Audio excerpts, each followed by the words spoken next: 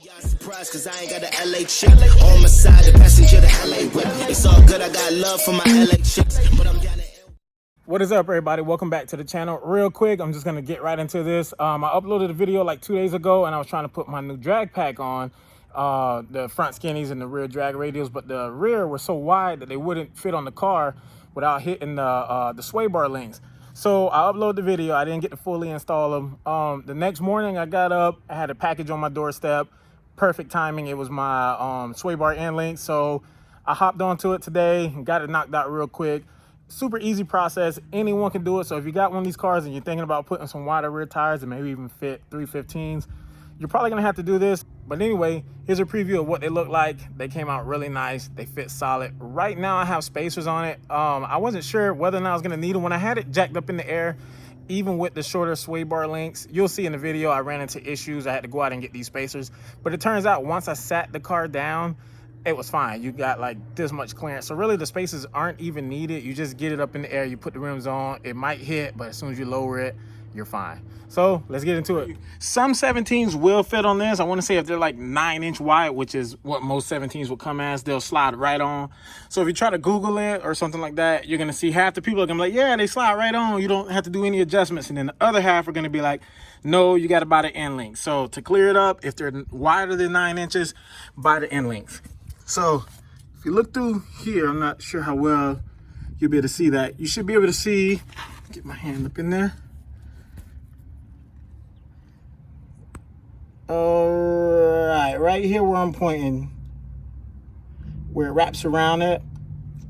All right, so that's hitting the rim. So the rim isn't flat, it isn't flush up against the rotor right here. It's really hard to tell on video. Let me get you a better angle back here. So the rim can't slide all the way on because this is your sway bar and it's hitting the rim. It's keeping me from pushing it back. So what I'm gonna do is I'm gonna go, this is the end link that I'm referring to. I'm gonna get rid of this. It just runs down to right here. We're gonna get a shorter one and that'll clear that up so we can get the wheel all the way on. All right, so in order to get this end link off, it's super simple. Anyone can do it. You're just gonna have one bolt up here and you're gonna follow it down. There's gonna be another bolt right here. I've already loosened both of mine, as you can tell.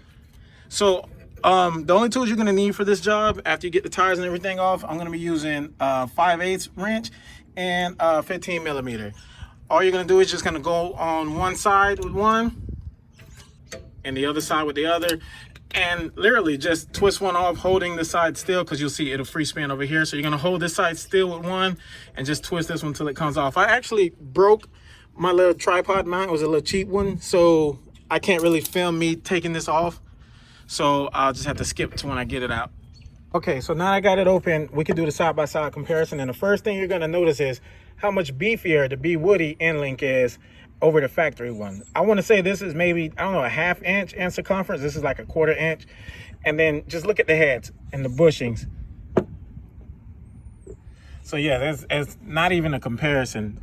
Also the length. So with this being every bit of maybe an inch shorter, that'll allow for me to be able to fit that 17 on. And I mentioned earlier, we have the Bwoody was nice enough to send us the anti-seize grease for the bushings. You would just rub that around before putting this back on. And then just remember your bolts, they are directional. So however you take them off, just make sure that you keep up with it. The shorter one is going to be the one that goes in up top, and the longer one is going to be the one that bolts in on the bottom. But they'll only go in, they'll only fit on one side, so you won't get that wrong. Just make sure that you get the direction that they're going in correct. And one last thing. So on here, well, now that the link is off, you got and the tire's off, you got a clear view of the sway bar and where it's actually hitting the rim at, which is right there. So now we're going to get the shorter end link bolted in here. It's actually going to pull this downward and it'll bolt in a little bit lower. But what I wanted to show you really quick was this cord that comes off of your shock right here. This is actually going to get caught up and rub on your rim a lot. So what you're going to want to do is I'm going to wrap mine with a little bit of electrical tape, and I'm just going to zip tie it over and out the way. If you go online, you'll see other people, they've had issues and it'll actually slice into that. So just zip tie that out the way and we're ready to rock and roll. All right guys, so I got everything put back on, back together. Bwoody sway bar end link is installed, and guess what? Yes, we are still hitting. Barely though, because the rim is almost flush now. I'm talking so close. So I'm gonna see if I can get some spacers and throw it on here and see if that does anything for me. So we'll see. I went out, the wheelie's on now. I went out, I actually ran to the local O'Reilly's and grabbed some spacers. I made sure I didn't go too thick, but then they're still somewhat thick. I'm really not a fan of spacers, so I mean, these are gonna be temporary for now. I just gotta get this car to the drag strip at least once, and then we can go from there and trying to figure out a better solution. But it's on, they're fully tightened down, they're bolted up. We got clearance back there now, but barely, I mean, by like a hair.